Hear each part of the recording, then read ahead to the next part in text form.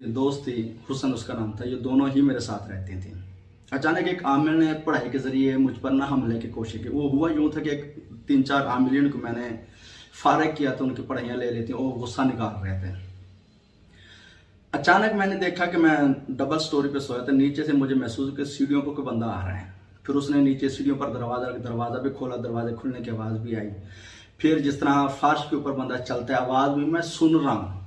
ये आंखें मेरी बंद थी मगर उठ गया था उस टाइम। वो उसने दरवाज़ा खोला तो उसकी आवाज़ भी मैंने सुनी। अचानक मैं उठ के बैठ गया।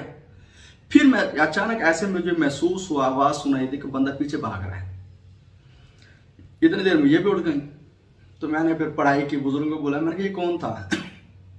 उन्होंने कहा जो भी था, तो आप परेशान हो, आपका कुछ नहीं कर सकता। मैंने कहा था कौन? कहते जिनको आपने फारिग किया था ना, उनमें बैठा